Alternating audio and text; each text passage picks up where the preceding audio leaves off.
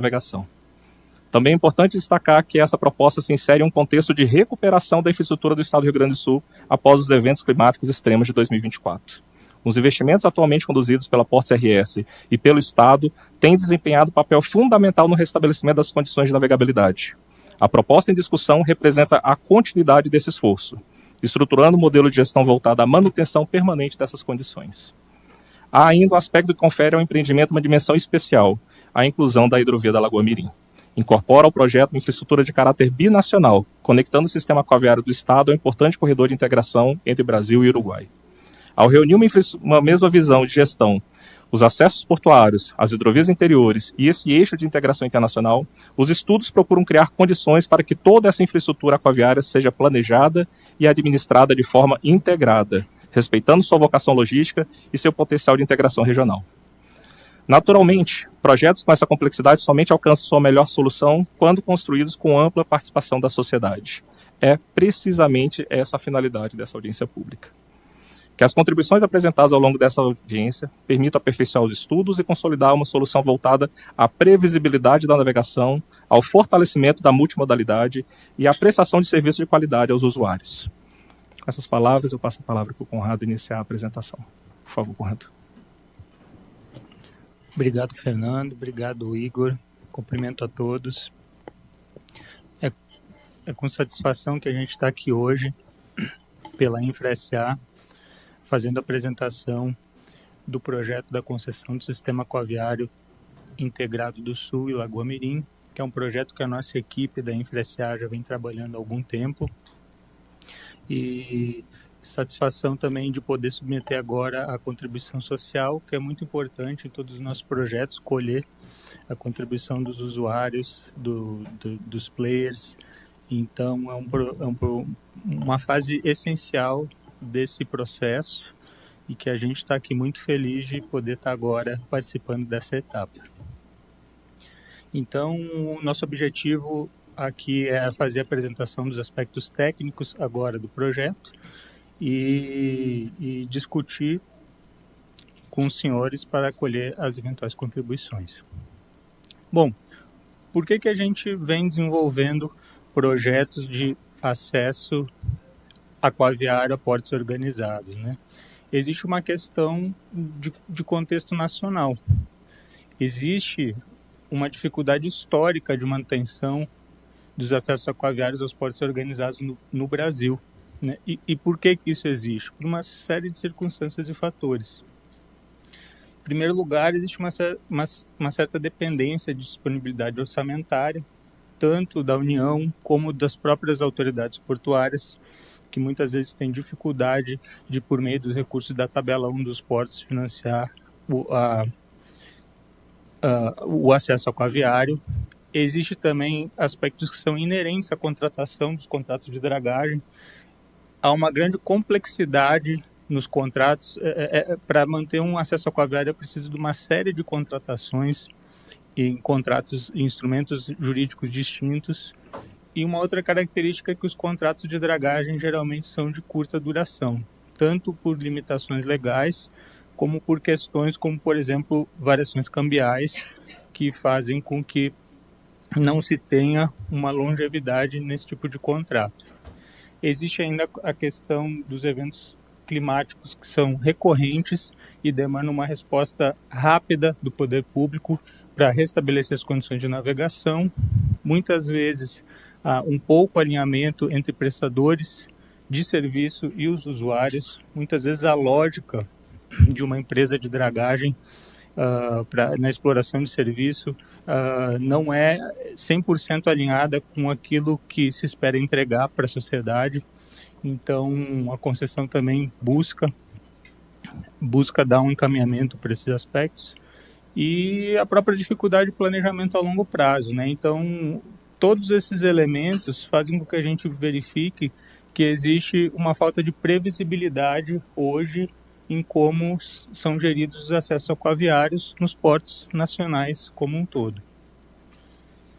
Bom, e no caso do Rio Grande do Sul? No caso do Rio Grande do Sul, aqui a gente tem uma situação específica. Sabem que a gente fez recentemente a modelagem do acesso aquaviário ao Porto de Paranaguá, que também foi feito pela nossa equipe, foi um modelo pioneiro. Então, esse projeto do Rio Grande do Sul, em alguma medida, segue esse modelo, porém, o estado do Rio Grande do Sul tem uma série de especificidades.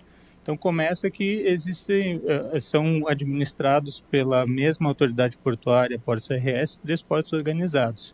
O Porto de Rio Grande, de Pelotas e de Porto Alegre, né? E ainda compõe o complexo portuário 19 TUPs e 3 ETCs. Então, é um sistema portuário complexo. Recentemente, a gente viu a intensificação dos eventos climáticos extremos, né? Tivemos as enchentes aí de 2004 no Rio Grande do Sul, que colocaram em desafios importantes para o restabelecimento das condições de navegação e que, inclusive, a Portos RS, né, demonstrou uma capacidade de fazer frente a esses desafios, né, e conseguiu recentemente fazer investimentos, né, por meio do Fundo Plano Rio Grande, né, teve aproximadamente 730 milhões de reais investidos, e hoje o Porto de Rio Grande se encontra com condições de navegação adequadas, apesar dos eventos climáticos recentes, o que é um contexto bom agora para essa concessão, porque já não se precisa aqui pensar em obras estruturantes de aprofundamento, mas sim dar uma continuidade ao que tem sido feito. O que mais nós temos aqui? Além dos portos organizados, temos aqui a navegação hidroviária, os terminais a montante, que fazem parte de um grande complexo. E lá a gente verifica um histórico de encalhes, né? Tivemos algumas vezes lá no Rio Grande do Sul falando com diversos atores, com a Portos RS, na Marinha do Brasil também tivemos externalizada a preocupação com a segurança da navegação, alguns encalhes, né, principalmente ali na região de Porto Alegre. E um outro elemento ainda no estado do Rio Grande do Sul é a navegação na Lagoa Mirim. E aqui a gente está falando do desenvolvimento da relação Brasil-Uruguai, né, que, como já foi dito aqui pelo embaixador, é algo que já remonta a bastante tempo. E então a oportunidade aqui de revitalização com vistas à navegação da barragem de São Gonçalo e sua eclusa. Então, todos esses elementos aqui formam a situação do Rio Grande do Sul especificamente. Bom, diagnosticadas essas questões, o que a gente busca exatamente com a concessão, né? Por que o modelo de concessão e como que a gente quer avançar com isso? Basicamente, a gente está buscando aqui previsibilidade, segurança e uma governança integrada para esse sistema que existe no Rio Grande do Sul. Por meio de uma concessão, a gente não vai mais depender de contratos de curta duração. Aqui a gente tem uma concessão prevista para 25 anos, em que vai ser garantida a manutenção do canal. Unificação em um único contrato de concessão de múltiplos instrumentos jurídicos que se precisa ter para dar manutenção ao canal de acesso. Se garante com a concessão uma manutenção contínua, previsibilidade, além de coleta e publicização de dados. É previsto no contrato que o concessionário precisa disponibilizar esses dados para os diversos atores. Então, a gente busca aqui previsibilidade. O segundo ponto, segurança, evitar acidentes, como já foi falado. Ali na região de Porto Alegre tinha muitos acidentes. Em geral, né, os serviços aqui das hidrovias fornecem uma condição muito mais segura. Consolidar a retomada de Porto Alegre, né, que já vem sendo retomado pela Portos RS. Estabelecimento aqui de uma inteligência aquaviária, como a gente vai detalhar depois na cesta de serviços. Adoção de normas e boas práticas ambientais. Estabelecer ferramentas de resiliência climática. E, por fim, aqui a questão da governança integrada, em que se buscou, por meio de uma única concessão, agregar todos esses ativos. A gente buscou aqui explorar ao máximo a racionalidade logística, as sinergias de custo, então, as sinergias de serviços. Então, aqui se buscou ganhos aqui com essa governança integrada e se buscou alinhamento de interesses também. O modelo tradicional de dragagem, muitas vezes a empresa draguista é remunerada pelo metro cúbico. Aqui a gente busca que o concessionário seja responsável por entregar um nível de serviço, um calado efetivamente navegável para o usuário. E aqui a gente busca também trazer o papel estratégico da administração do porto, que com certeza é protagonista nesse modelo, e o desenvolvimento da relação Brasil-Uruguai por meio da inserção do projeto da Lagoa Mirim, que inicialmente a nossa equipe vinha estudando de forma separada, e dados esses ganhos de sinergia, então se buscou agregar o projeto dos acessos aquaviários. Bom, aqui um detalhamento da área da concessão. Então, como a gente falou, a concessão ela embarca esses 3 grupos de ativo. Em primeiro lugar, os acessos aquaviários aos portos de Rio Grande, Pelotas e Porto Alegre. Com relação aos trechos hidroviários, temos a Lagoa dos Patos, Lago Guaíba, os rios Jacuí, mais precisamente a parte sob a jurisdição da Porto CRS, Caí, o Rio dos Sinos e Gravataí. E, por fim, a hidrovia da Lagoa Mirim, ou chamada também de hidrovia Uruguai-Brasil nos acordos entre os 2 países. E aqui o detalhe é que o limite da área da concessão para a hidrovia da Lagoa Mirim é até a projeção da foz do rio Jaguarão. Então, toda a área da concessão relativa à Lagoa Mirim está contida dentro do território brasileiro.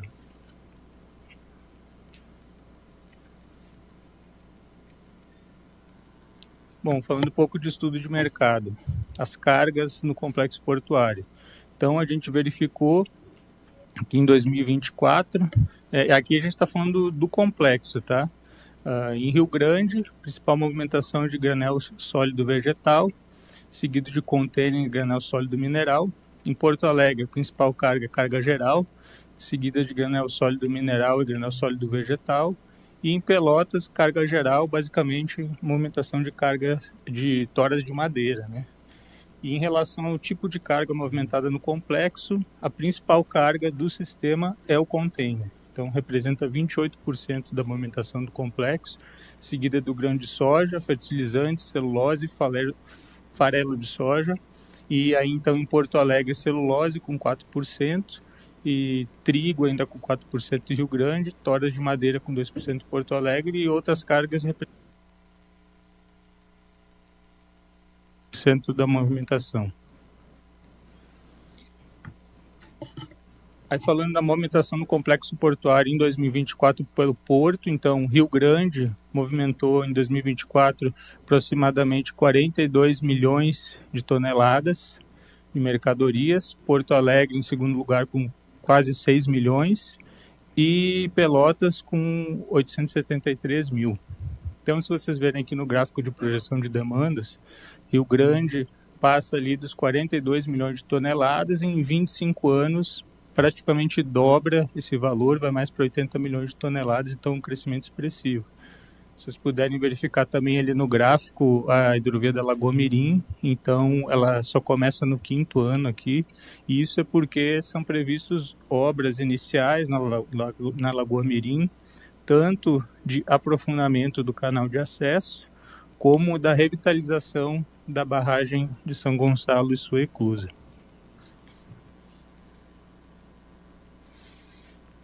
Bom, e aí que é importante ressaltar que o Porto de Rio Grande ele já possui atualmente condições de navegabilidade e um calado operacional adequado para sua competitividade e para o que o Porto espera. Então, na concessão, a ênfase maior foi na manutenção.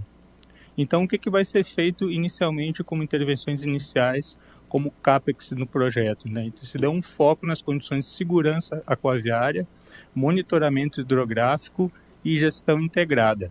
E exatamente o que isso significa?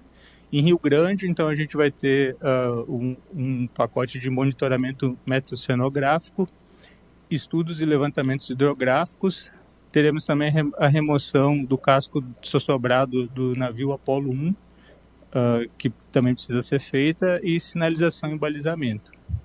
Já em Pelotas, a gente vai ter o projeto executivo, básico executivo de dragagem e implantação do sistema LPS.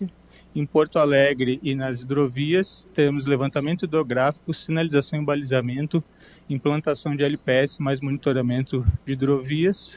E então na Lagoa Mirim, aqui sim a gente terá, em princípio, a obra de aprofundamento do canal de acesso e a revitalização da barragem inclusa, além de estudos, né, para estratégia de dragagem e sinalização e implantação de AIS. Aqui é importante ressaltar que o DENIT já está com um projeto para licitação da dragagem no trecho da Lagoa Mirim.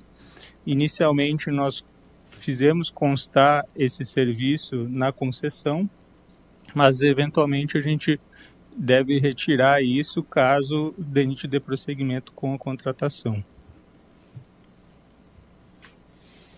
E aqui é o grande serviço dessa concessão, que é a manutenção. Então, em Rio Grande, no canal externo, interno novo, a gente vai ter dragagem de manutenção já no primeiro ano de contrato, e a ideia é que a profundidade seja mantida conforme as condições já homologadas na norma Portos 5 de 2022. Já em Pelotas, Porto Alegre e Lagoa Mirim, a dragagem de manutenção começa a partir do segundo ano de contrato. Na Lagoa Mirim, como já foi dito, precisa fazer as intervenções na barragem inclusa e aprofundamento, e Pelotas e Porto Alegre precisa ser feito o projeto para a dragagem de manutenção. Aqui a gente trouxe um pouco dos volumes de assoreamento previsto, só para se ter uma ordem de grandeza, tá? A gente tem aqui uma ordem de grandeza total de aproximadamente 8 milhões e 500 mil metros cúbicos, e aqui dividido por cada trecho. Aqui a gente trouxe aqui a faixa de valores de referência em relação às faixas de assoreamento. E o que isso significa? É previsto contratualmente uma quantidade de assoreamento e bandas mínimas e máximas de variação. Caso o assoreamento ultrapasse essa banda em qualquer um dos trechos, aí a responsabilidade ela pode ser do poder concedente, caso exceda, ou caso seja menos assoreamento do que o previsto, aí a responsabilidade é do concessionário. Então isso está na matriz de riscos do contrato. E aqui, para você ter uma ideia de como é complexa essa concessão, de quantos trechos estão previstos aqui, né? 26 trechos de dragagem, totalizando 91 milhas náuticas, 168 quilômetros, e para uma extensão total de navegação de 275 milhas náuticas, aí 510 quilômetros. Vocês podem ver que são muitos trechos, então assim é bastante área para ser mantida, e todos os trechos têm licença de operação então ambiental, que também é algo bastante positivo. Bom, além da dragagem de manutenção, temos outros serviços também que devem ser prestados pelo concessionário, com destaque aqui para o levantamento hidrográfico, sinalização náutica e balizamento, VTS, LPS, monitoramento meta-oceanográfico dos moles, operação e manutenção da barragem inclusa. Aqui a ideia é que a barragem inclusa seja mantida e operada pelo concessionário. É preciso fazer um ajuste jurídico para isso, que a gente vai detalhar em seguida. E aqui, com relação à cesta de serviço, a gente destaca também o contrato de VTS e LPS, né? No caso do Porto de Rio Grande, já existe um contrato de VTS, então, como a avaliação da administração do Porto aqui é um contrato positivo, bem gerido, então a ideia é que esse contrato continue até que ele expire em 2028, e aí a partir de 2028 o concessionário assume a operação e a manutenção do VTS. E quanto a Pelotas e Porto Alegre, é prevista a expansão do sistema de monitoramento e implantação dos sistemas LPS. Já com relação ao monitoramento meta-oceanográfico dos moles, é estimado um custo anual de manutenção das boias de monitoramento, ali na ordem de R$113 mil, e o monitoramento dos moles é previsto no valor de R$82 mil.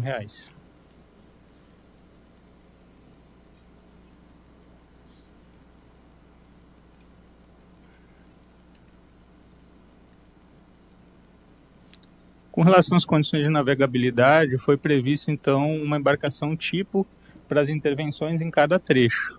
Então, começando aqui pelo acesso aquaviário ao Porto de Rio Grande, aqui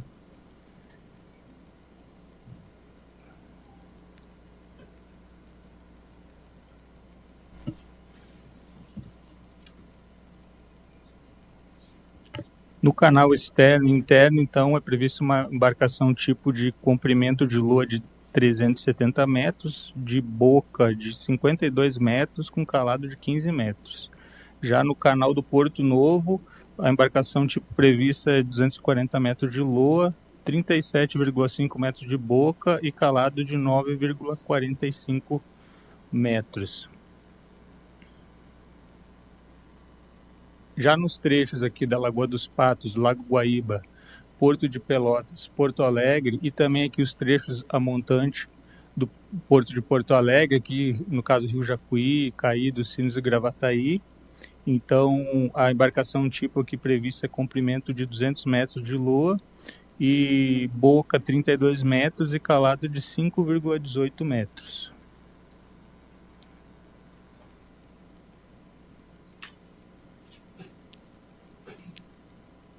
Aqui, por fim, nos trechos de Canal de São Gonçalo e Sangradouro, a embarcação tipo aqui né, a gente já está falando de barcaça, né?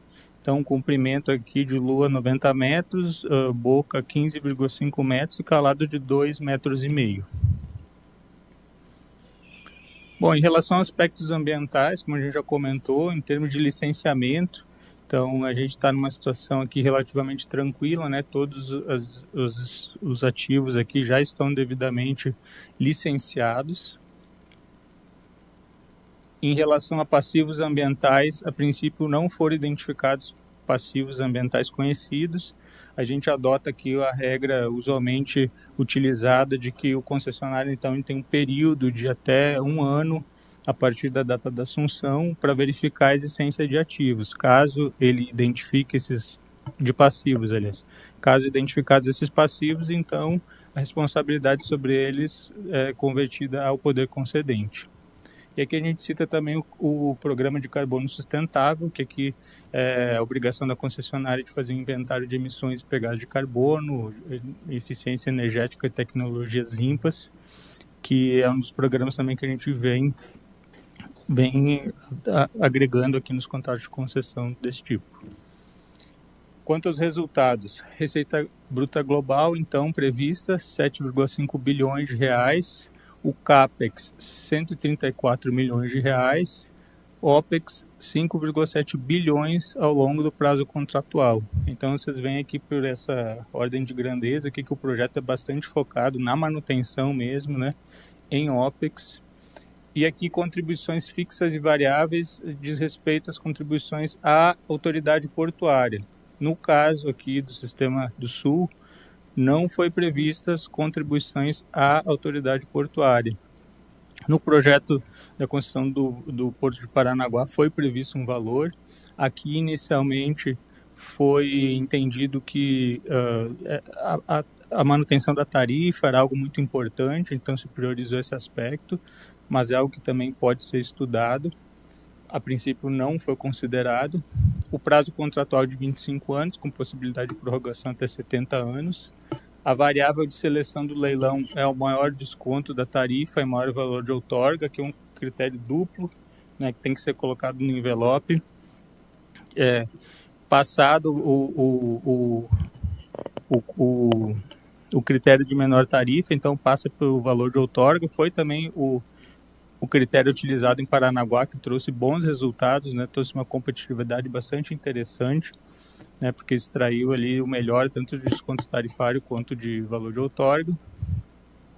Aí, com relação ao desconto máximo de tarifa para leilão, é possível um desconto de até 5,79%, e aqui se limitou para evitar propostas inexequíveis, né? E esse desconto seria sobre a estrutura tarifária do Porto de Rio Grande. Aqui a gente não optou pelo mecanismo da conta retenção, que é utilizado para incentivar o concessionário a fazer as obras de CAPEX, então seria retido uma porcentagem da tarifa que ele arrecada até ele realizar o CAPEX. Como aqui o CAPEX é pouco significativo, então não se adotou esse mecanismo. Se adotou o degrau tarifário, que é um desconto que o usuário tem até que o concessionário faça todos os investimentos iniciais da concessão. para que se ter, para que o usuário só pague totalmente a partir do momento que ele tiver todos os benefícios da concessão. E a database utilizada no estudo foi abril de 2025.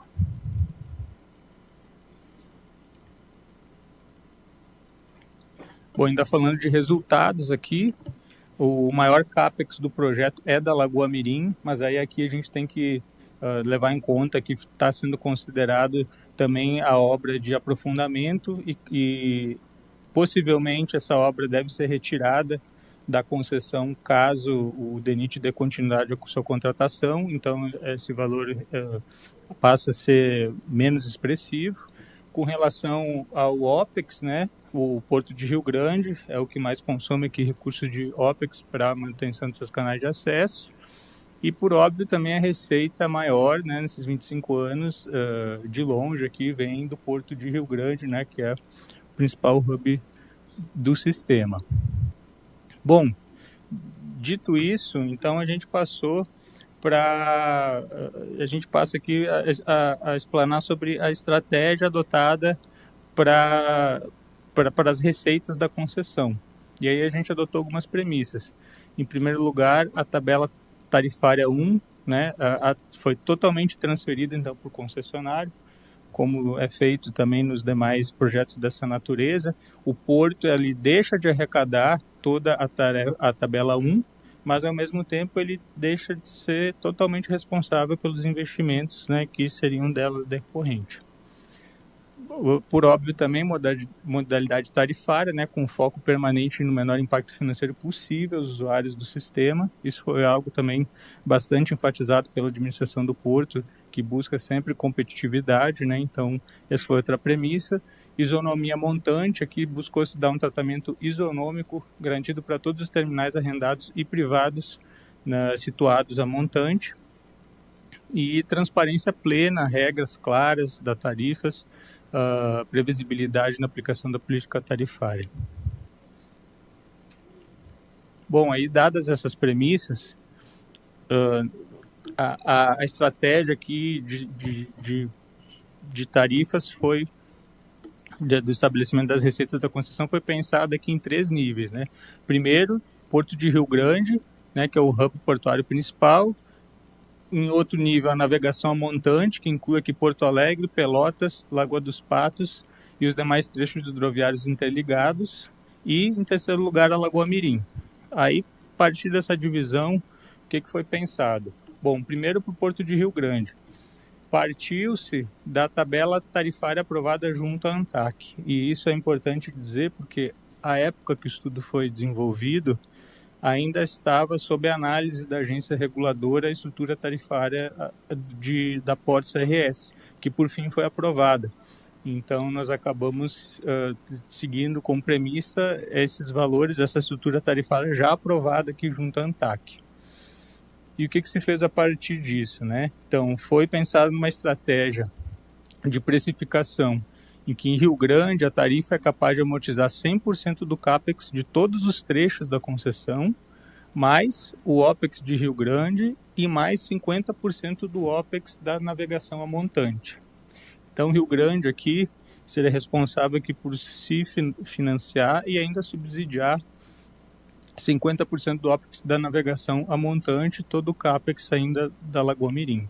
E mesmo assim, como resultado dessa modelagem, com todos os investimentos, com o subsídio que o Porto de Rio Grande ainda teria com os demais ativos do sistema, ainda assim partiria-se de uma tarifa, de uma redução de tarifas vigentes na ordem de 10,36%.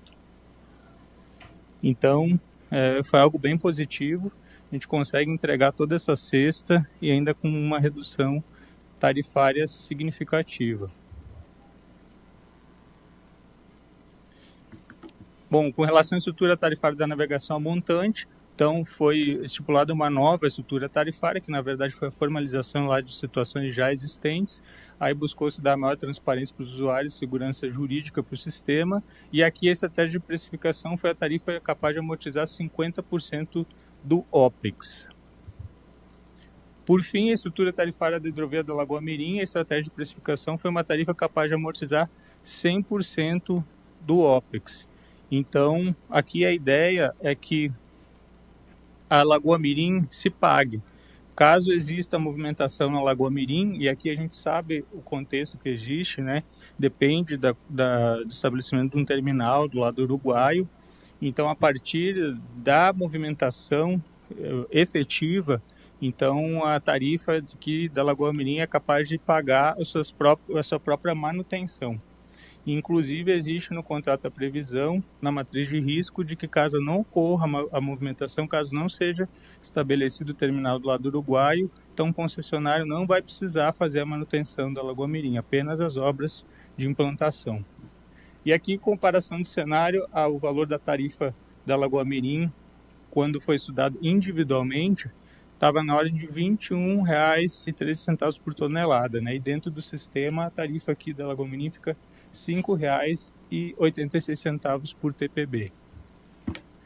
Agora, falando dos documentos jurídicos, alguns destaques para o modelo de concessão. Primeiro, é sempre importante a gente destacar que quando a gente está falando aqui de uma concessão, a gente não está falando de venda de ativo público, é uma privatização pura, né?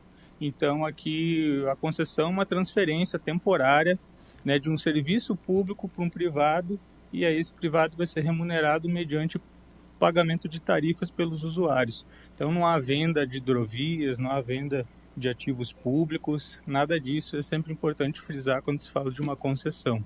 Inclusive, os bens são reversíveis, todos os bens utilizados durante a concessão são revertidos ao poder público ao final. E outro ponto importante é que mantém o sistema de cobrança de tarifas somente para embarcações cargueiras. Então, pequenas embarcações de passageiro, pequeno porte, turismo, recreação e pesca não pagam tarifa na concessão. Aqui outro ponto importante. Nessa modelagem, a gente teve o desafio de compatibilizar ativos de titularidade diversa em um arranjo contratual único, porque a ideia aqui foi efetivamente montar esse sistema em que inclui acesso a porto organizado, hidrovias estaduais e a Lagoa Mirim, né, que é binacional. Então a gente teve esse desafio de colocar isso tudo num arranjo contratual único. Aí como fazer isso, né? E considerando que os portos organizados eles são de domínio da União, já os rios Jacuí, Caí do Cinza, Gravataí, Lagoa dos Patos e Lagoaíba são do estado do Rio Grande do Sul, e a hidrovia da Lagoa Mirim é da União, né? Então é necessário fazer alguns ajustes, né, que já estão em tratativas aí entre estado do Rio Grande do Sul, União, e o primeiro deles seria a delegação do estado do Rio Grande do Sul à União da prerrogativa de fazer a concessão das hidrovias estaduais. Então esse é um ajuste. E o segundo é a revogação parcial do decreto 1148 de 94 sobre a cessão do uso da Ecusa ao FPEL. Esse decreto havia então passado a cessão de uso à agência da Lagoa Mirim, da barragem inclusa. Então seria necessário também revogar parcialmente para que esse bem possa ser afetado à concessão. E aí com isso a gente pode fazer o arranjo tradicional da concessão portuária aqui, que é o MPOR atuando como signatário do contrato, poder concedente, a ANTAQ nas suas competências de agência reguladora, fiscalização, e a Portos RS na administração dos portos e das hidrovias estaduais. Agora detalhando um pouco aqui os documentos jurídicos com relação ao edital. Então, a participação no certame é prevista uma empresa de dragagem com no mínimo 15% de participação no consórcio. Então, ou uma empresa de dragagem individualmente, ou se integrar um consórcio, no mínimo 15% desse consórcio precisa ser integrado por empresa de dragagem. E sem vedação a agentes econômicos. É preciso, com habilitação técnica, mostrar atestados de execução de serviço com draga hopper de 20 milhões de metros cúbicos e sucção e recálculo de 4 milhões de metros cúbicos. E com relação a obrigações prévias ao contrato, é previsto a estabelecimento de uma sociedade de propósito específico, integralização do capital social, garantia de execução contratual, que entre outras obrigações. Sobre o critério de julgamento das propostas, a gente até já adiantou, é um critério híbrido, né? Está previsto no decreto dos portos, e aqui o híbrido é a menor tarifa com maior valor de outorga. E aqui é importante frisar que, de partida, a tarifa de Rio Grande já tem aquela redução na ordem de 10%, e ainda, além dessa redução, no bid do leilão, é possível que essa redução aumente ainda mais, né, e chegue num desconto de mais 5,79% de redução da tarifa, e isso da estrutura tarifária do Porto de Rio Grande. Em relação a aspectos do contrato, então, já falamos, é previsto o prazo de vigência de 25 anos, prorrogável até 70. Aqui, regras de gestão é outro ponto bastante importante, né? Foi previstas regras claras aqui sobre as atribuições das partes intervenientes. No anexo 1 do contrato, existe inclusive uma matriz de obrigações que a gente fez questão de colocar para que cada player, cada instituição tenha o seu papel bem definido. E aqui a gente traz a premissa de que a autoridade portuária ela deve se manter com um papel estratégico na condução do acesso aquaviário, enquanto que a concessionária deve se manter no papel operacional. E o que isso significa, né? Por exemplo, line-up de embarcações, né? Regra de acesso e programação de embarcações, ela é definida, então, pela administração do porto. E aí cabe ao concessionário executar, então, essa programação. Esse é só um exemplo, então a gente tem lá uma matriz detalhando cada responsabilidade dos atores. A gente previu aqui também o comitê de dragagem e o comitê da Lagoa Mirim, que a gente vai detalhar em seguida. Com relação a níveis de serviço, foram previstos 6 IQS aqui para a composição do fator Q, que é eficácia de balizamento, disponibilidade de serviço de informação, inventário de carbono sustentável, e aqui um CMO individualizado para cada trecho de navegação. Aí, com relação ao reajuste, aqui também é outro ponto importante, porque a gente falou de contratos de longo prazo, e um dos motivos que às vezes não existe contrato de longo prazo de dragagem é com relação ao risco cambial. Então, a gente buscou trazer no próprio índice de reajuste aqui elementos aqui que podem trazer essa previsibilidade, né? Então, a gente buscou aqui para cada estrutura tarifária trazer um cálculo de reajuste de contrato específico para fazer vez a essa variação cambial e dar essa longevidade para o contrato. Bom, com relação ao comitê de dragagem, aqui é importante destacar que esse é um mecanismo previsto para dar maior transparência. Então, o comitê de dragagem, ele busca com que os atores relevantes aqui, composto pela autoridade portuária, concessionária, né, por óbvio, os titulares dos contratos de passagem, autorizatários, praticagem, capitania dos portos, tenham acesso ao plano de dragagem anual que o concessionário deve submeter, e aqui então é um ambiente que esses planos de dragagem vão ser debatidos e as propostas vão ser registradas. Então, isso aqui é para dar transparência a todos os envolvidos. E aqui, muito importante também, em relação à governança da hidrovia da Lagoa Mirim, foi a criação aqui do Comitê da Lagoa Mirim. E isso porque a barragem de São Gonçalo e sua eclusa, ela desempenha um papel muito importante de regulação de salinização da água. Então, existe um uso múltiplo da água que precisa ser respeitado. Ela é utilizada para consumo humano, ela é utilizada para irrigação. Então, o uso da barragem eclusa, ele precisa passar pelo escrutínio aqui das instituições interessadas. Então, aqui é prevista foi feita uma proposta inicial da composição desse comitê, e aqui também a gente está disposto aqui a sugestões, mas a ideia aqui é trazer para o debate o funcionamento da barragem eclusa, para que todos os atores aqui possam discutir o uso múltiplo da água.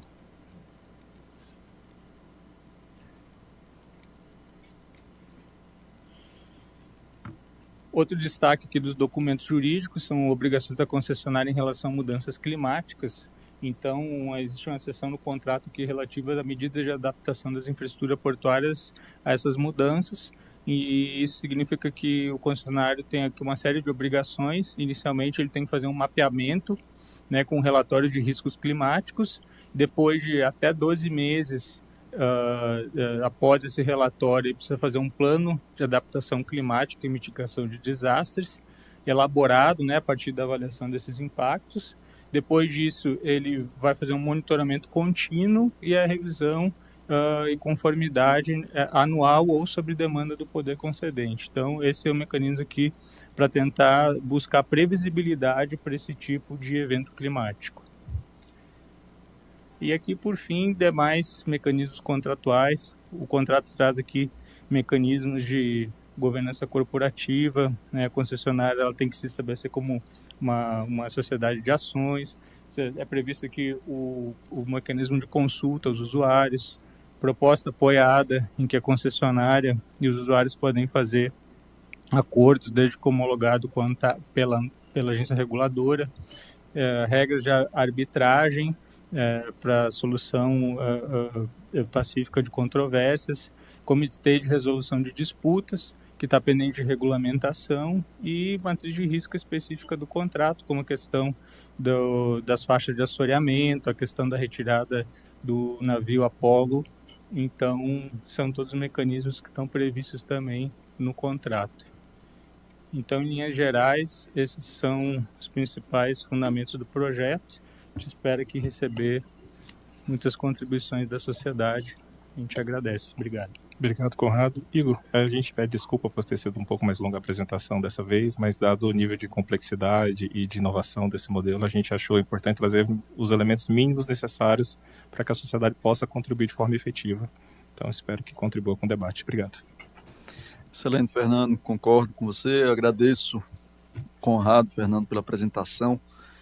E parabenizo pelo projeto, né? A gente já teve a oportunidade de conversar várias vezes, né? Esse é um projeto extremamente inovador, desafiador e muito importante, estratégico para o Rio Grande do Sul, mas para todo o país, né? Aproveito também para agradecer, Cristina, a minha equipe também, da CELC, especialmente Fábio Giannini, que trabalhou arduamente aqui na ANTAC por esse projeto, João Paulo Barbieri e a Isabela Oliveira, né, que trabalharam com muito afinco e muita dedicação para viabilizar hoje também essa audiência pública. Então, dando prosseguimento, passo a leitura das regras da presente audiência pública. A consulta pública teve início em 1º de julho de 2026 e se encerrará às 23h59 do dia 15 de agosto. Na verdade, como a diretora Cristina já antecipadamente, né, anteriormente já sinalizou, haverá uma deliberação, né, sobre o período da consulta pública e realização de nova audiência pública. A princípio, então, encerramento 15 de agosto, né, mas conforme deliberação, esse período poderá ser modificado. As contribuições devem ser enviadas pelo formulário eletrônico no portal da ANTAC. A ordem de manifestação respeitará a lista de inscritos. Cada inscrito terá até 7 minutos para suas considerações. Caso de alguma falha técnica na conexão, faremos novas tentativas no decorrer da sessão. E eu informo que o evento está sendo transmitido ao vivo e ficará gravado também no canal da ANTAC no YouTube. Dando início, então, às participações. Convido o primeiro inscrito, o senhor Luiz Cláudio Montenegro. Boa tarde, Luiz Montenegro. Seja bem-vindo. Da Neowise Consultoria. Seja bem-vindo, Luiz Montenegro. Boa tarde a todos. Eu quero agradecer aqui em nome da relatora, diretora Cristina Castro, pela oportunidade de poder contribuir aqui nesse processo. E, assim, parabenizo toda a equipe da ANTAC e demais envolvidos. A contribuição aqui nesse caso, ela diz respeito às questões de definição de demanda, principalmente as relacionadas à carga containerizada, que é uma das naturezas de carga mais importantes do estudo em questão. O estudo informa que a estimativa das taxas de crescimento de movimentação foram baseadas na definição de uma capacidade projetada de movimentação de contêineres de 3 milhões de TEUs a ser atingida aí, na forma de conversão dessa capacidade para demanda no final do contrato. Então, o procedimento que foi adotado, ele estabelece um ponto de uma meta, né, de movimentação pela capacidade estabelecida, e traça uma curva de crescimento da demanda mais recente, assim, de 2025 até lá, e chega a uma taxa de crescimento de cerca de 5% ao ano.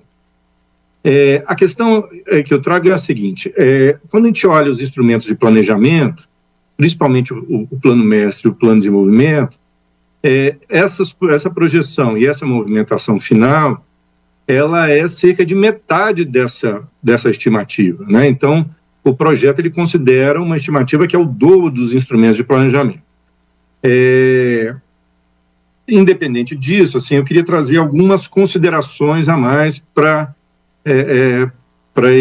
essa questão, mesmo que, assim, considerando que seja um elemento de referência. Mas um primeiro ponto é que considerar capacidade como demanda efetiva já traz uma preocupação. Assim, a capacidade ela é dada nos instrumentos de planejamento como um limite operacional que define um nível de serviço. Então, na verdade, nem sequer que a demanda chegue a esse patamar, porque você estaria operando ali no limite do nível de serviço, que não é interessante.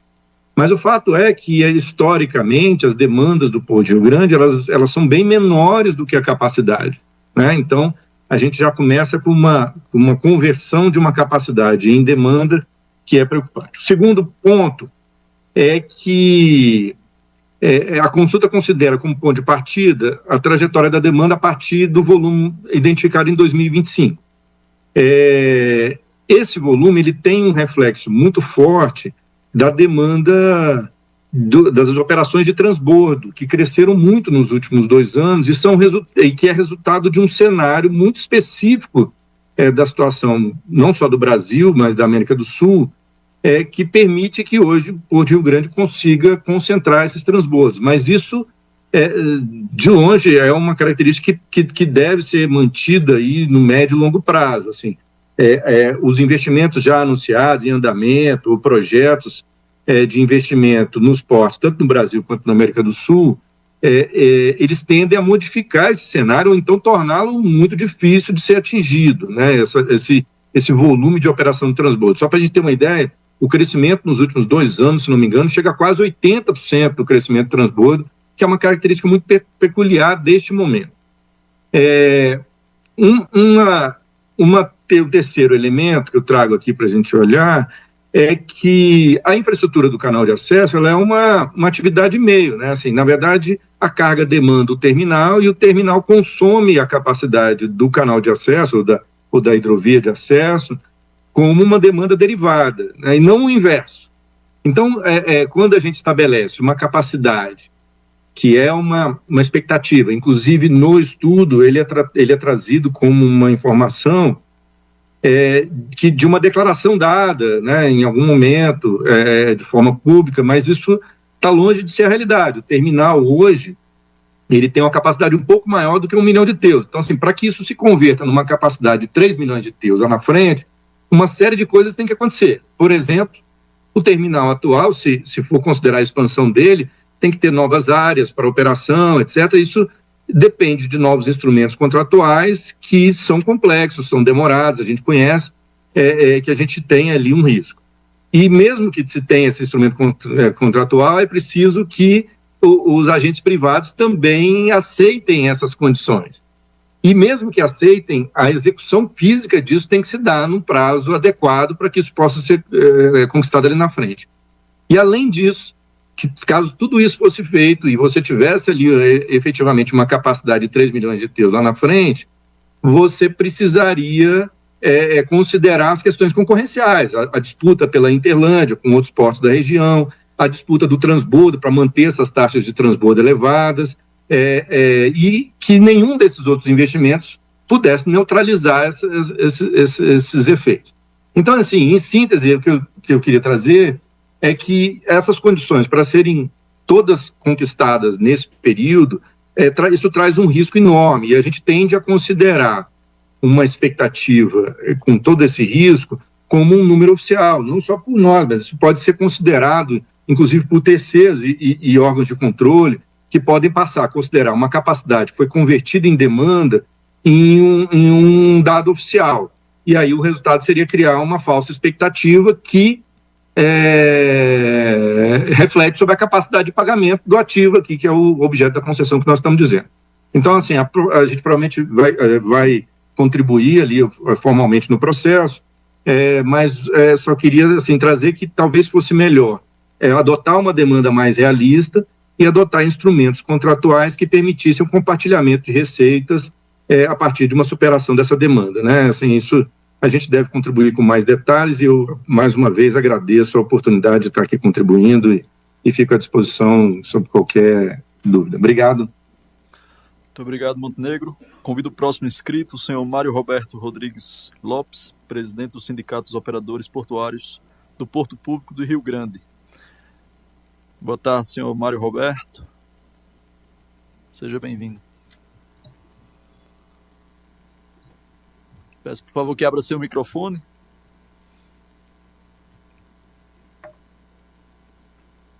E agora? Ok? Sim, agora conseguimos ouvir. Bom, boa tarde para os senhores, muito obrigado pelo espaço. Eu quero ver se eu consigo usar valorosamente esse espaço aberto, ainda mais com a participação de todos os senhores. É um momento muito importante para esse cenário que estamos tratando. Então, eu preparei aqui bem objetivo, para não perder tempo, um textozinho que vai esclarecer e elucidar o enfoque do SINDOP, no que refere-se ao Porto de Rio Grande, aonde não está contemplado o aprofundamento do cais do Porto Novo, tá? Nesse novo programa. E eu quero ver se consigo sensibilizar os senhores e, oportunamente, vou participar também com sugestões no painel que me for permitido, em documentações. Bom, desde o governo Olívio Dutra, ocorrido entre os anos de 99 e 2002, o governo do Estado do Rio Grande do Sul iniciou as obras preparativas para fazer o aprofundamento do calado do Porto Novo, em Rio Grande, então com 9,45 metros. Inicialmente foram 2 berços revitalizados e, na sequência, os governadores seguintes continuaram com a obra, sendo concluída no atual governo de Eduardo Leite. Os investimentos públicos do Estado atualizados remontam a 500 milhões de reais.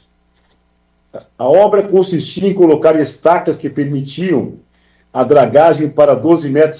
Para isto, foi também executado o avanço do piso do cais de 18 metros sobre a linha d'água. Assim, seria criado um talude entre o Porto Novo e o cais, de 12 metros, e o antigo de 9,45. O objetivo dessa intervenção seria possibilitar a entrada de navios Panamax com cargas de 60 a 70 mil toneladas. Até hoje, os navios que descarregam fertilizantes no Porto Novo, em Rio Grande, nos últimos 3 anos, somam uma média de 4.774.000 toneladas anualmente. A carga total dos navios que descarregam no Porto Novo, nos últimos 3 anos, também somam 10.610.000 toneladas, obviamente incluindo fertilizantes, sendo a celulose a segunda carga, com média de navios de exportação nos últimos 3 anos de 1.998.000 toneladas. As outras cargas são grãos, como trigo, arroz, cevada e carga geral. Então, é um terminal que descarrega 10 milhões de toneladas dentro do Porto Público de Rio Grande. No caso dos fertilizantes, os grandes navios Panamax chegados de ultramar, para poderem atracar em Rio Grande pelo calado, obrigatoriamente devem atracar primeiro em Santos, Paranaguá, São Francisco, e após o alívio chegam ao Rio Grande, com 25, 30 mil toneladas de carga máxima somente. Seguem a Rio Grande com frete falso de 50% a 60%, isto é, pagam fretes falsos pela capacidade total do navio. Rateiam as demoras nesses portos anteriores, com importadores gaúchos, que são os últimos da rota. Além desses eventos altamente danosos ao custo da carga, Temos o agravante que recebemos uma carga de fundo de porão, já operada em outros portos com carga pisoteada por máquinas com excesso de pinos, degradando a qualidade das matérias-primas. Mas os danos não param por aí. Os portos anteriores carregam a carga manifestada, ficando as quebras ou faltas de produtos para os importadores gaúchos, que é o último porto. A somatória do frete falso, das demoras, dos portos anteriores, da mercadoria com excesso de pinos, a falta de produto e quebras acontecidas nos navios, trazem um prejuízo de 18 a 20 dólares por tonelada ao importador gaúcho que importa fertilizantes. Estamos falando em 100 milhões de dólares por ano, que é a perda que esse problema traz ao nosso agronegócio. Esse é o tamanho do desserviço que o nosso porto repassa para o agronegócio gaúcho e para a nossa cesta básica, que é uma das mais altas do Brasil, invariavelmente, por conta, obviamente, desses gastos desnecessários. É vital que isso seja corrigido nesse momento. Não se fala aqui em conseguir novas cargas, e sim em diminuir o custo do agronegócio gaúcho, um estado que tem como base a agricultura, como todos sabem. Diante de tais fatos, é fundamental a inclusão do aprofundamento no calado do Porto Novo nesse projeto do governo federal. A Portos, através do seu departamento ambiental, já está fazendo o projeto para liberar o aprofundamento do canal de acesso e dos berços para 12,5 metros. A concessão de um TUP assinado recentemente contempla uma contribuição de 130 milhões para a dragagem do Porto Novo. Também precisamos poder contribuir com a implantação do projeto Site Sul-Mirim, uma audiência pública em no Rio Grande do Sul, e em Porto Alegre, onde ficam os poderes decisórios do Estado. Importante que sejam incluídos usuários e suas entidades representativas que pagam a tabela 1 do Porto, aonde se originarão os recursos para a manutenção das dragagens. Queremos ajudar a debater o assunto do projeto Site Sul-Mirim. Não podemos esquecer que, no passado, que as recentes reclusas gaúchas e o Porto Estrela foram concedidos à gestão para a Doca de Santos e depois para a Doca do Maranhão. E, obviamente, foi um desastre com a falta de manutenção e operacional. Temos que colocar atores e usuários que pagam as contas, as suas entidades representativas na gestão, como consultores de direito a voto nas decisões, no mínimo. Assim, encerro minha apresentação e agradeço a oportunidade que o Sindop e o Rio Grande do Sul teve em poder contribuir para esse importante evento. Cabe esclarecer, ainda que eu tenha um pouco de tempo, que a gestão portuária ela é feita em transições políticas. A cada 4 anos, todo o manancial de assessores é mudado nos portos e demora muito tempo para esses indicados novos que assumem o porto poderem participar com assuntos relevantes. Eu vi que foi demonstrado aqui cargas que não tem nada a ver, o volume de cargas de fertilizantes, celulose, não tem nada a ver com a realidade que é praticada hoje no Porto de Rio Grande. Então, não quero estourar o meu tempo, agradeço a gentileza e estou à disposição para qualquer contribuição que os senhores acham necessária. Muito obrigado, senhor Mário Lopes, pela sua contribuição. Convido a próxima inscrita, a senhora Raíssa Amorim, da Move Infra, consultora de sustentabilidade. Boa tarde, senhora Raíssa, seja bem-vinda. Boa tarde, pessoal. Me ouvem bem? Sim, perfeitamente. A joia. Considerando os 7 minutos, eu vou encurtar um pouco a minha fala, tentar deixar mais objetiva. Rapidamente, o Move Infra é um movimento que reúne os 6 principais grupos de infraestrutura do Brasil.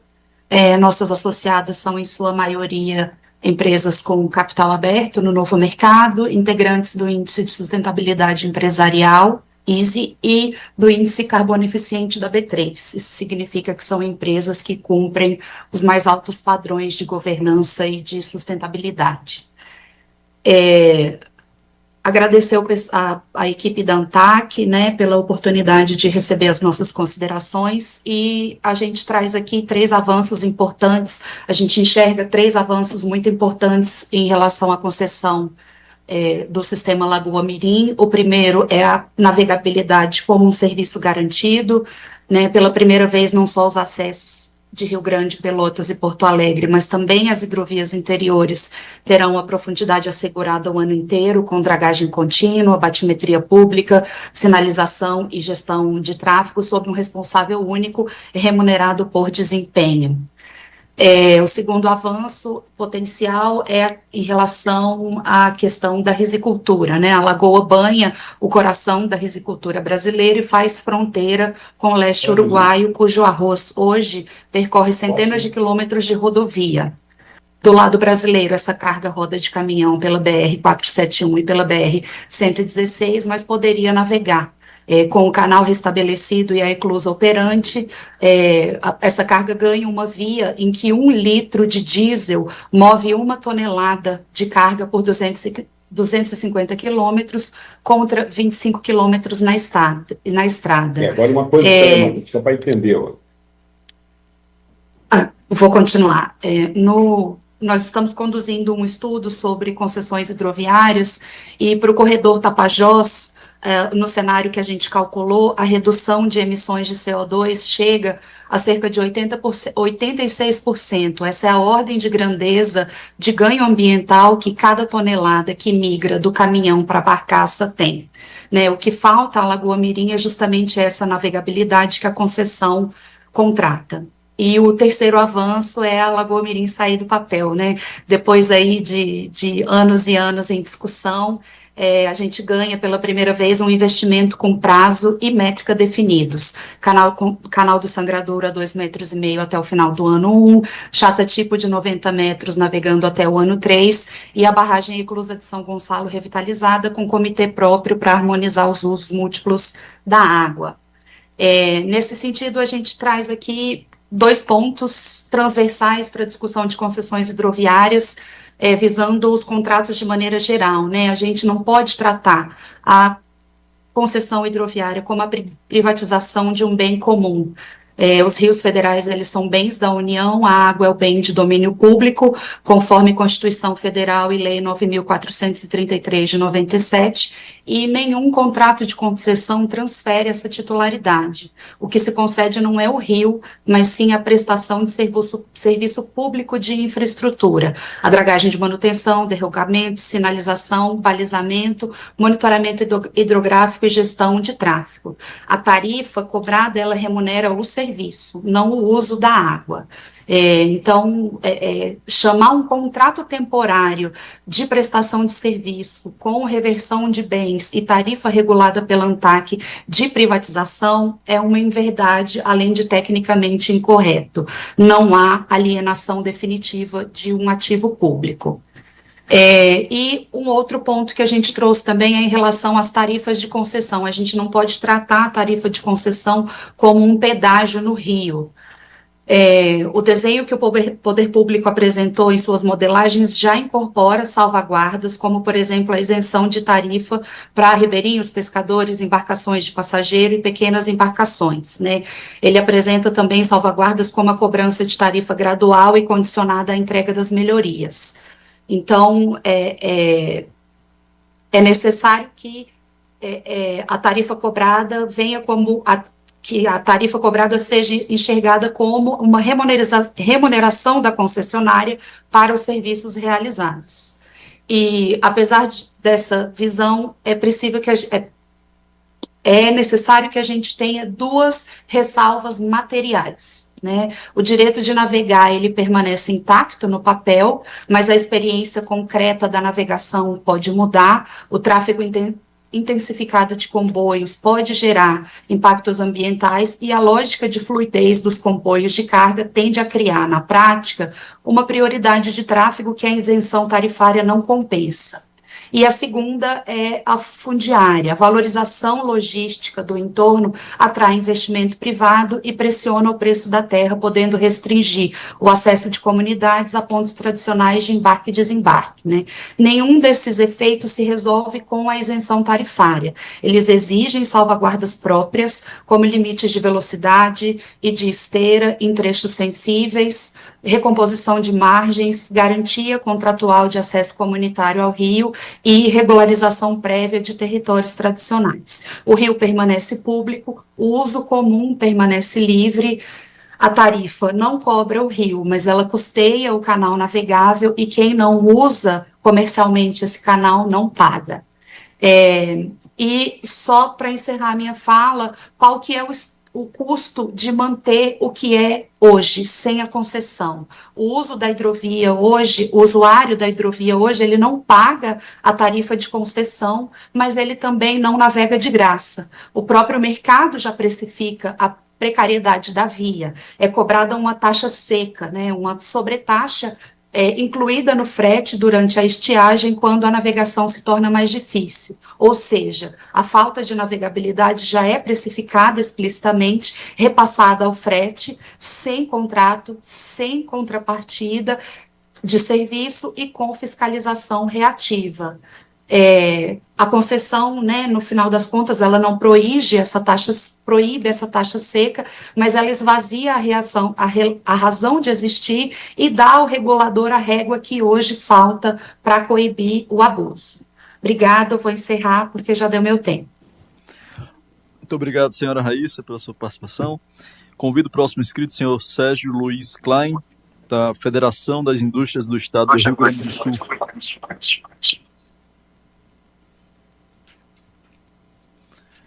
Boa tarde.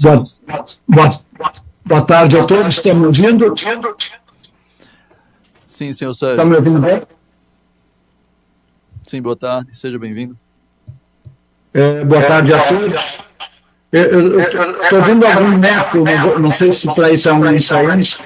Senhor Sérgio, a gente vai pedir para corrigir seu áudio e eu lhe chamo em sequência. Vou chamar o próximo inscrito enquanto isso. Tudo bem? Perfeito. Obrigado. Convido então o próximo inscrito, senhor Gilmar Caragnato, também da Fierres. Boa tarde, senhor Gilmar. Seja bem-vindo.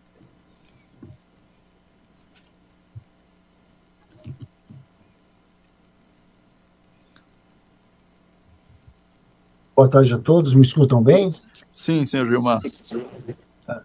Bom, estou com o Sérgio ali, eu vou fazer alguns comentários e o Sérgio, na sequência, depois de corrigido o problema técnico ali, ele faz a manifestação completa. Eu senti falta, muito embora fiquei contente com a sugestão de trazer a audiência pública aqui para o Rio Grande do Sul, para nós discutirmos com maior profundidade os pontos críticos, não é, que foram estudados e apresentados aí. Mas eu senti falta da Porto de Cachoeira do Sul, da hidrovia do Jacuí e das eclusas, não é, de Amarópolis e Dom Marcos nesse estudo, que isso faz parte também da hidrovia do Rio Grande do Sul, e nós estamos aqui, enquanto Fiergs, Federação de Indústrias, não é, recebendo muitas demandas da região central do estado com relação a cargas, principalmente cargas agrícolas, não é, e madeira, da região central para ser escoada através do rio Jacuí. Também tem navios que vão acessar, talvez, a hidrovia mais a montante, não é, chegando ao polo petroquímico. Imagino que isso já esteja dentro da custódia da Portes, que vai ser contemplada, mas é importante olhar para essa questão aí das eclusas que estão hoje sob custódia do DENIT e que carecem de manutenção para justamente fazer acontecer a hidrovia do Jacuí no contexto mais do centro do estado, né, na região de Cachoeira do Sul. Então, passo ao Sérgio, se quiser completar aí a manifestação. Muito obrigado, senhor Gilmar, pela sua participação.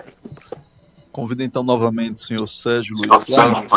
Senhor Sérgio, peço que desligue, pelo que a equipe me comunicou, o senhor está com o Teams e com o YouTube ligado, peço que pause o YouTube. Boa tarde. Senhor Sérgio, peço que pause a transmissão do YouTube e aí a gente consegue ouvi-lo perfeitamente. Como é que eu faço essa pausa? É que o senhor está por duas frentes, o Teams e o YouTube. Por isso que está dando eco. Talvez no celular e no computador, verificando. Não, eu só estou aí, não estou no celular. O senhor consegue desligar a transmissão do YouTube? Estou com o celular desligado. Tá, eu vou convidar o próximo inscrito, senhor Sérgio. A gente vai lhe chamar novamente. Eu peço para que você se comunique com a nossa equipe de comunicação para tentar resolver esse problema. Pode ser que esteja no mesmo computador em duas janelas. Ok. Lucas, por favor, desabilite por enquanto o áudio do senhor Sérgio. Vamos chamar então o próximo inscrito, o senhor Vidal Áureo Mendonça, diretor executivo do Sindicato dos Operadores Portuários do Porto Público de Rio Grande. Boa tarde a senhor Vidal. todos. Boa tarde, me escutam? Sim. Bom, eu me inscrevi como diretor executivo do Sindicato dos Operadores Portuários do Porto Público de Rio Grande, mas a manifestação em nome do Sindop já foi feita pelo nosso presidente, Mário Lopes, que já explicitou todas as nossas angústias e já está tudo, então, registrado. Abro mão, então, da minha manifestação. Obrigado. Obrigado, senhor Vidal. Eu passo a palavra agora, enquanto resolve o problema do senhor Sérgio, passo a palavra à mesa para as considerações sobre as contribuições que foram apresentadas. Enquanto isso, senhor Sérgio, a gente faz a tentativa aí de correção do seu áudio, tá? Por favor, Fernando, passo primeiramente para você. Perfeito, Igor. Primeiramente, obrigado por todas as contribuições que a gente recebeu até o momento. Lembrando sempre que reforçando que faça as contribuições pelo site da ANTAC para que a gente possa, nas respostas escritas, entrar em todos os detalhes que eventualmente possa ter nos passado aqui nesse primeiro momento. Iniciando pela contribuição relacionada à demanda de contêineres, a gente agradece a contribuição do Dr. Montenegro. É importante destacar que acredito que houve uma leitura equivocada de que a demanda estaria relacionada à capacidade disponibilizada. Na verdade, isso não converge com a metodologia que foi adotada no estudo de demanda. O que a gente buscou fazer no estudo foi justamente, em função dos diversos fluxos, tanto de longo curso quanto de navegação interior, embarque e desembarque, avaliar quais eram os PROCs que deveriam ser considerados, sejam relacionados ao fator PIB do Estado ou mesmo relacionado ao plano de expansão que a Wilson Sons havia público naquela oportunidade. Importante destacar que precisamos fazer essas análises justamente para suprir eventual lacunas de planejamento em função da defasagem dos instrumentos de planejamento existentes no Porto. Então, nesse sentido, que a gente busca fazer justamente avaliar o plano de expansão do terminal e entender qual vai ser o comportamento de mercado dele, seja para navegação interior, para atender o crescimento da movimentação do Estado, bem como para entender o posicionamento do porto de forma estratégica na região do Cone Sul, em função das suas características e potencial de hub que ele possui.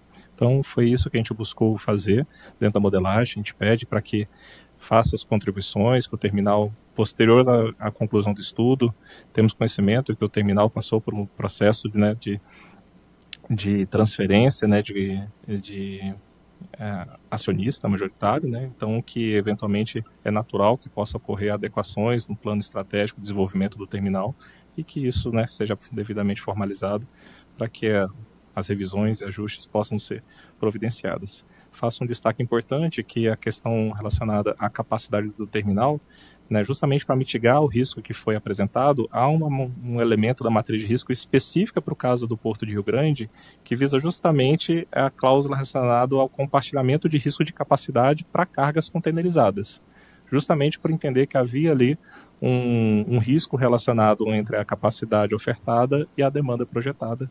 Então, foi já considerado dentro da modelagem essa matriz de risco específica, mas, de novo, repito, estamos à disposição para fazer as correções que assim se vislumbrarem necessárias.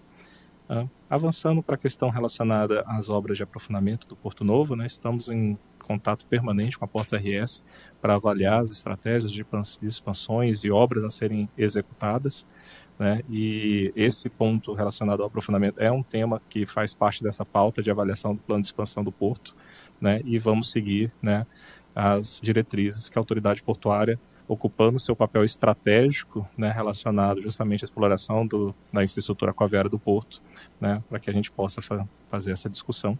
né, e se possível, né, já incluir no CAPEX do projeto na revisão do estudo. Então, quando da proposta que foi aqui submetida, a gente não tinha identificado nível de materialidade suficiente para identificar, né, os ganhos, né, de movimentação de demanda e bem como também a adequada precificação dos custos, tanto para a execução da obra de aprofundamento, quanto qual que é a projeção de assoreamento adicional decorrente desse aprofundamento.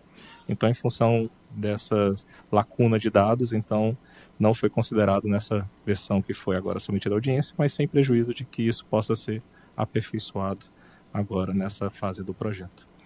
Com relação à crítica relacionada ao movimento de demanda de grãos e fertilizantes, né, não ficou muito claro se a crítica era sobre a questão dos dados que foram apontados como do histórico ou na projeção.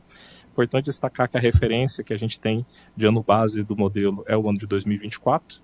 Então, assim que a gente for fazer a revisão do projeto, a gente pode, né, a gente deve considerar com certeza, né, o ano 2025 e, se for já no início do ano que vem, até mesmo o ano de 2026, porque a gente sabe que eventuais, né, de um ano para o outro, a gente pode ter algumas intercorrências ambientais que podem afetar de modo significativo essa projeção de demanda. E que a nossa referência para fazer a projeção de demanda dos grãos é justamente as projeções de demanda fornecidas pelo MAPA, né, que é a fonte hoje, principal fonte de referência do governo federal para esse assunto. Prosseguindo com os pontos de aperfeiçoamentos que foram comentados, né, falando sobre um pouquinho sobre o escopo de abrangência da área da concessão. É importante destacar que nesse primeiro momento o objeto da análise se concentrou nas áreas de hidrovia de competência da Portos RS, mais o trecho da Lagoa Mirim, né, em função dos riscos que foram associados ao projeto da Lagoa Mirim de forma isolada. Então, isso sem prejuízo de que o projeto possa expandir e incluir novas áreas no futuro. Então, é importante falar que a gente está falando de um contrato de longo prazo, né, e que, com certeza, a gente tem, ao longo desses anos, podem ocorrer algumas mudanças estratégicas, tanto de questão de nível de serviço, quanto de área de abrangência, e que o contrato ele traz hoje essa flexibilidade regulatória para, periodicamente, ser revisto, né, e ser incluído esses elementos. O único ponto que o TCU já se posicionou no caso é que eventuais inclusões de novas áreas não gerem prejuízo aos atuais operadores, né, que vão pagar, os usuários da via que vão pagar a tabela 1. Então, que essas expansões elas não onerem aqueles trechos que já se encontram dentro da área da concessão. Então, respeitado isso, a gente busca trabalhar, né, na flexibilidade regulatória para que essa área da concessão ela possa ser revista e aperfeiçoada ao longo da execução do contrato, sem prejuízo que, se tivermos já dados suficientes para incluir algum trecho neste momento, ainda antes do leilão, também isso pode ser providenciado, né? Acreditamos que o sucesso do modelo vai provocar, vai ensejar essas discussões futuras de ampliação de área, e por isso que a gente já vislumbra o contrato já com essas considerações. Obrigado, Igor. Obrigado, Fernando. Então, vamos convidar então os próximos inscritos. Vou tentar novamente com o senhor Sérgio. Senhor Sérgio, por favor.